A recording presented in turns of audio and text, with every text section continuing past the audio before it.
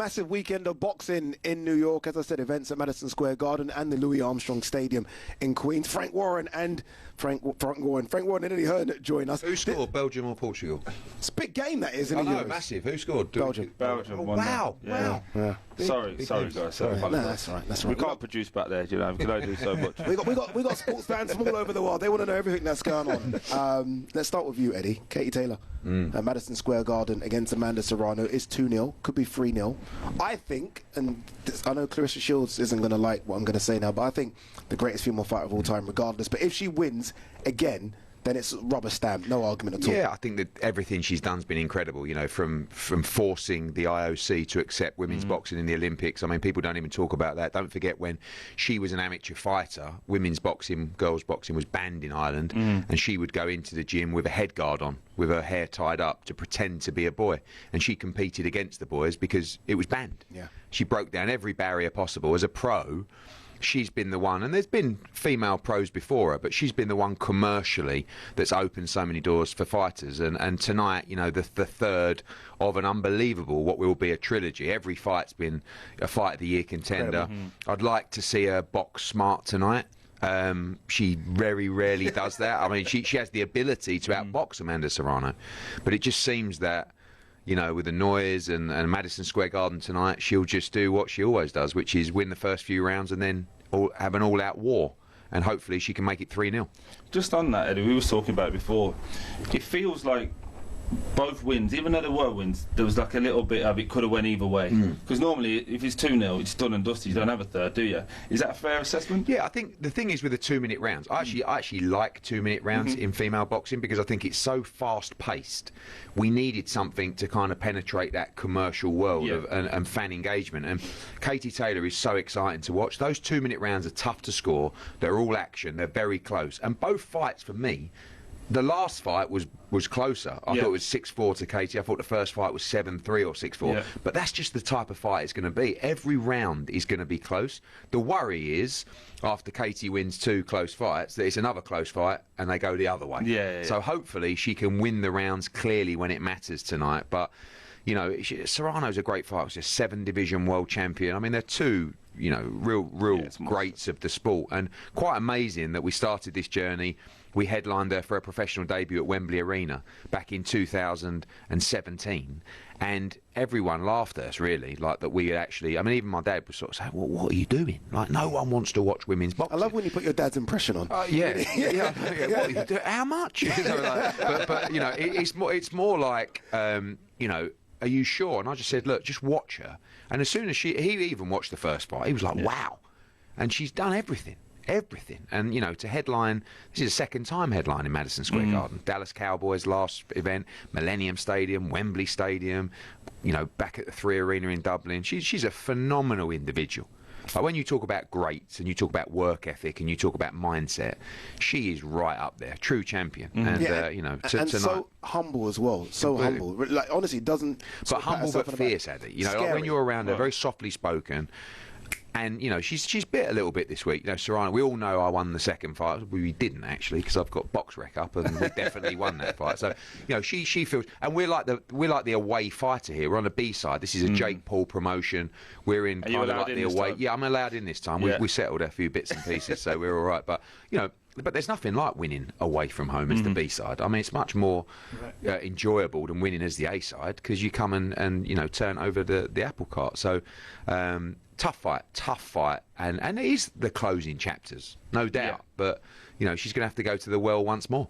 What would you make of Katie, Frank? Obviously, you would have watched her from afar and what she's done and sort of how she's grown female boxing, not just female boxing, but in Ireland, she's the biggest name ever when it comes to sports. What have you made of her? Well, she is, and she's a sporting icon for Ireland. Everything she's done it in absolute style. She's done it because at the end of the day, she can fight. And that's what it's all about. She's a boxer. She's an excellent boxer.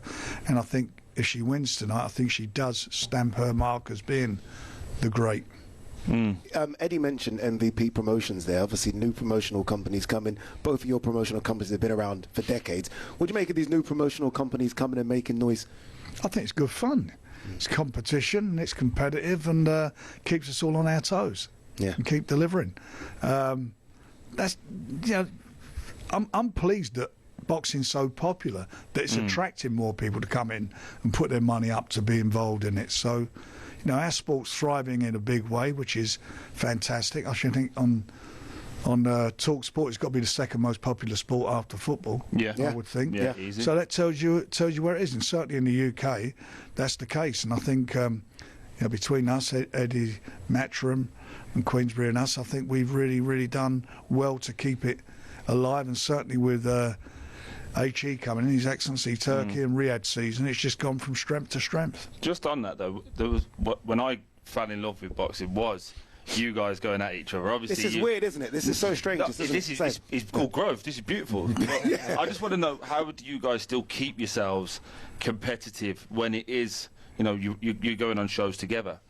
How are you able to keep pushing? I mean, we're as competitive as ever. I mean, we're both unbelievably passionate about our companies. You know, Frank, he formed Queensbury. You got George, who's, you know, a good friend of mine, and his son, who we work. You know, and it's that we actually realised probably as we got to know each other, there's probably more similarities than we anticipated. You know, the business is everything to the family. Yeah. Same with Frank. Same with us.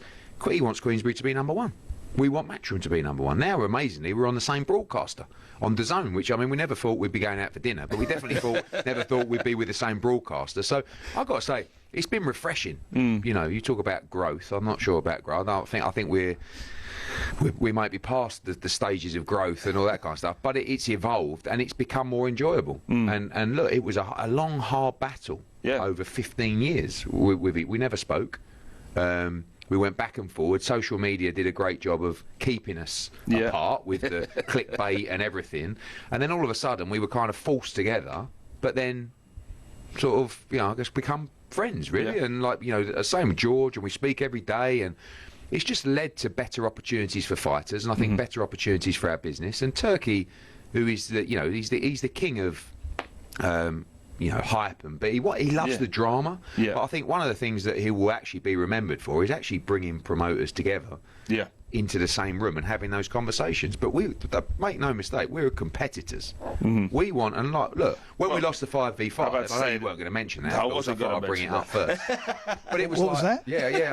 What was the score again? And it was like, it was a lot less painful than if the relationship was what it was. But trust me, it hurt. Yeah. But 8 hours on the plane with him after. I mean, do you think he's not going to gloat? But that's been a good thing, hasn't it, Frank? Because one thing fans were saying when you guys weren't working with each other is that you've got fighters and you've got fighters that we want to see fight each other, and we never got it. Now it's almost a guarantee that we will see these fights happen. Yeah, the only way that happened in the past is if they were in a mandatory position to fight somebody who's the champion or the number one, whatever it was. But it's been brilliant. It's been brilliant, and as Eddie says, we're very, very competitive. Both of us, that's how we are. And but it's been good. It's been good for us. It's been good for boxing, and I think it's made us. It's made boxing better. I think it really has. I think that, and the fighters are getting really well paid. We're putting the fights on that everybody wants to see, and it's nice talking about it. Like we had a chat coming over in the car about things, and you're seeing a different side of someone, a different perspective of how they view it. I know he works. He's a very, very hard-working guy. He's flying all over the world doing what he does, and he does that obviously from a financial position, but you do it because of love. Yeah. There is a lot of love there for the sport. There's a lot of love for what he does and a lot of respect for what he does, and I respect that. You know, I've been there myself, and I've been doing it now for 48 years. So it's a brilliant sport. At its best, there's no sport like it, and I think at its best, which it is at this moment in time, is because of all this cooperation that's going on. This is amazing, isn't it? They're going to stick with us, because when we come back, we are going to talk Hamza Sheeraz, your boy, versus Edgar Berlanga, and we're going to talk Oleksandr Usyk as well. Portugal haven't equalised, have they? Portugal haven't equalised. Although we will get an update as to what's going on in the European Championships. All right, let's continue talking boxing. We do have Frank Warren and Eddie Hearn both with us in studio. Frank, let's talk about your boy Hamza Sheeraz. Big ask against Edgar Berlanga. I say big ask. I mean, Hamza, I think, is a fantastic fighter, but he is moving up in weight. New trainer, fighting away from home. Big opportunity, though, as well. It is, but I'm pleased he's moved up in weight because he struggled last time, and he's not having to struggle to make the weight this time. He's quite a big, tall guy for his weight that he's at now. But this is a fight he can win. Yeah. You know, Berlanga's very confident, very brash, shouts a lot. He's one of those guys in your face, trying to intimidate you all the time. And I think Hamza's been really cool, calm, collected. He's kept his composure, and he's handled himself well. Now tomorrow he's got to just make sure he does the same thing in the ring, because it's all going to be about him keeping his composure. And if he can do that and get behind his jab, he can win this fight. And obviously Berlanga coming off the defeat to Canelo as well. Yeah. Is that part of the plan as well in terms of Hamza seeing Canelo a lot further down the line? No, I mean, we could have. He come up, as you said. I just said he come up a weight. We could have tested the water, maybe given him a warm-up fight, but this opportunity arose. His Excellency said, "What do we? Do we want to do this?" I said, "Yeah, we want to do it." And I spoke to Hamza, and he jumps at the opportunity. It's a winnable fight. It is a winnable fight for him. It's in the other guy's backyard, but I think that's even better. Sometimes you come over and and you get the matchmaking and the timing right. You can do it. He's got the tools. He's definitely got the tools that he can punch. He's tall and rangy, and for a tall, rangy fighter, he does something not a lot of them do. He can fight inside. Yeah, the other guy is someone you know very well, Edgar Berlanga. Still question marks maybe about where is his level. Is he right at the top, or is he someone that's still sort of fringe world level? What do you make of Edgar? Such a good fight. I mean, Edgar built a great resume of first-round knockouts. I think it was 16 consecutive first-round knockouts against lower opposition. We signed him. We gave him Jason Quigley and Poddy McCrory, like fringe world level guys, beat them, and then we landed the Canelo fight.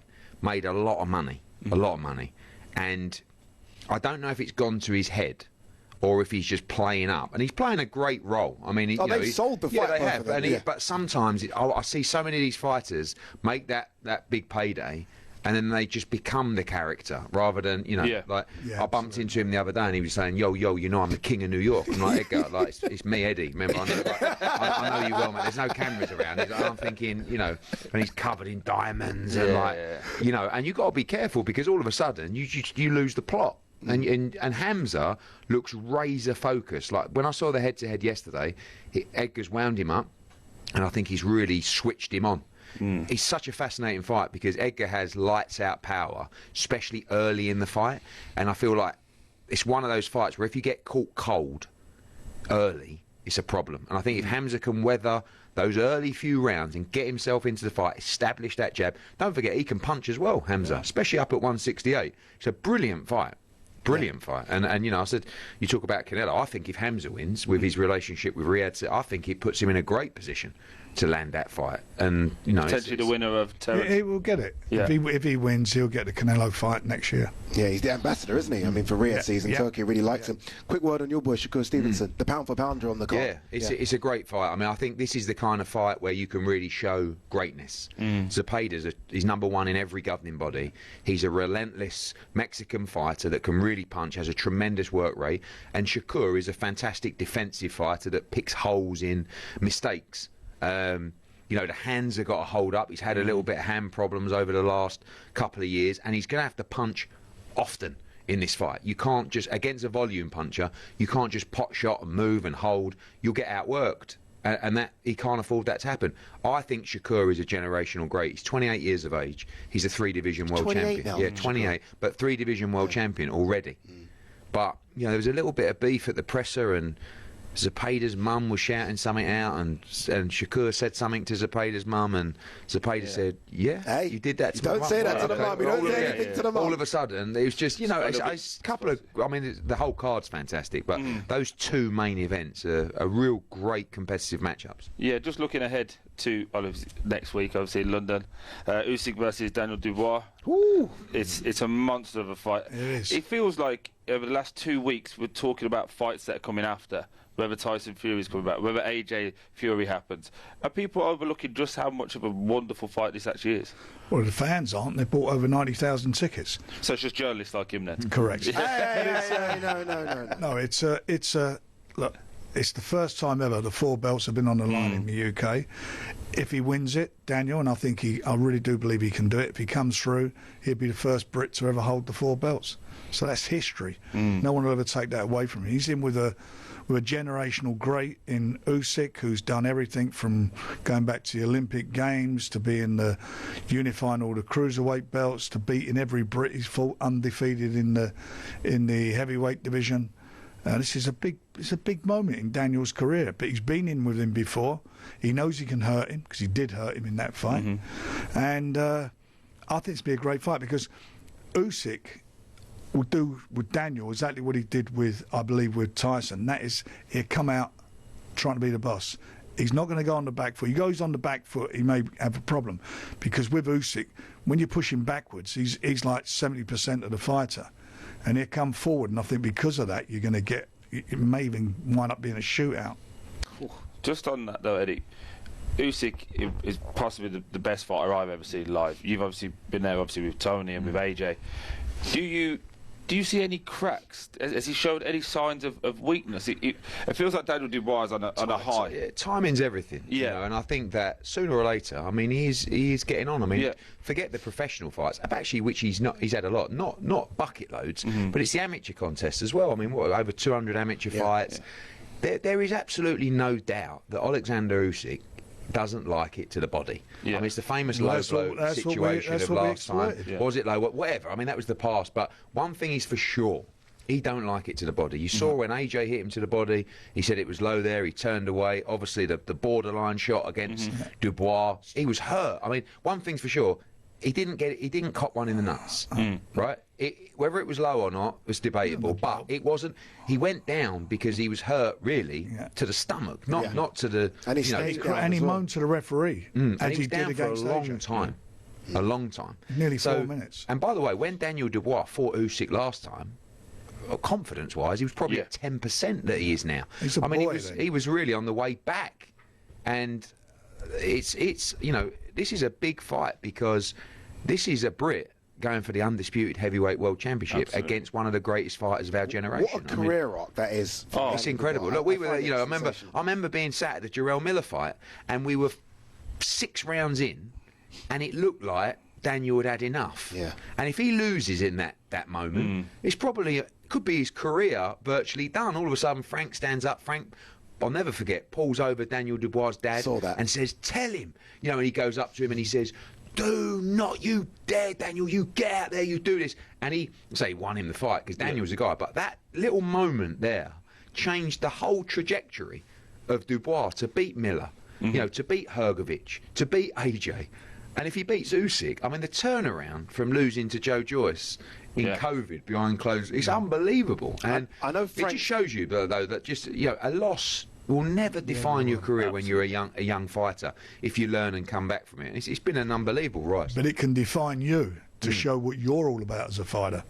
How you know what you learn from that loss, how you can turn your career around. And he's done that. You know, he's Usyk's management said at the last press conference, you know, last time we fought Daniel the boy, now we're fighting Daniel the man, and that is the difference. He's matured.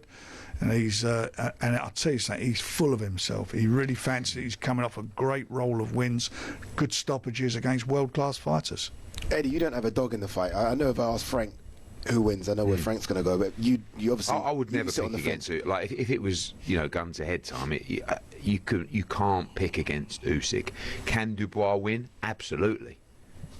You know, will he win? I don't know. I mean, this guy is just... He seems to adapt so well. Like, when he fought Tyson Fury, that first fight, he pushed Fury back the whole fight. I didn't expect him to do that. I thought it would come out, be a bit of a chest. But I think what Frank said is really interesting. Like, what is he going to do? If he allows... Like, AJ made the mistake of not establishing the middle of the ring and getting the respect to Dubois. Went on the back foot, got walked down, got hurt early, and failed to really recover, although he tried. I think Frank's right. I think Usyk, the last thing Usyk will want is Daniel Dubois walking him down, backing him up, touching him to the body, making him hit the ropes. he will want to come in, those little feints, the up and downs, touch the body, touch the head, angles.